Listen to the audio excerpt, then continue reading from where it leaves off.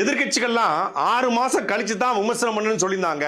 ஆனா 6 நாள்ல ஏன் அரை மணி நேரத்தில் விமர்சனம் பண்ணிட்டாங்கன்னு சொல்லி தமிழக முதலமைச்சர் நம்ம விஜய் அவர்கள் சொல்லியிருந்தாரு. 6 மாசம் பண்ணிக்கிட்டேன் நானு. 6 மாசமா அப்படியே பண்ணியிருந்தா எரியுமே உங்களுக்கு.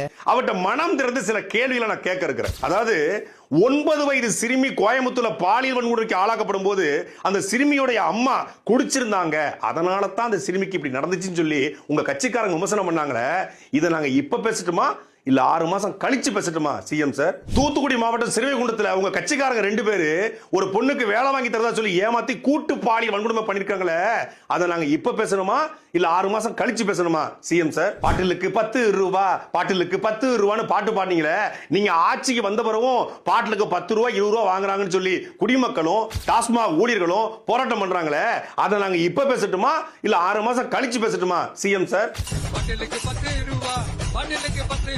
சட்டமன்ற உறுப்பினர்கள் அமைச்சர்கள்லாம் அரசு மருத்துவமனை தான் சிகிச்சை பெறணும்னு சொல்லிட்டு 8000 தனியார் மருத்துவமனைக்கு சைலண்டா அனுமதி கொடுத்திருக்கீங்களே, அதை நாங்க இப்ப பேசணுமா இல்ல 6 மாசம் கழிச்சு பேசணுமா CM sir? Corruption free government அப்படின்னு பெருமையா சொல்றீங்க. ஆனா உங்க கட்சியுடைய ஒன்றிய செயலாளர் வேலூர்ல போய் செங்கச்சொல்லையில 1 லட்சம் ரூபாய் கமிஷன் கேட்டிருக்காரு. அந்த ஊரே சேர்ந்து போராடுது. இப்ப நாங்க இப்பவே பேசவா இல்ல 6 மாசம் கழிச்சு பேசவா சிஎம் சார்?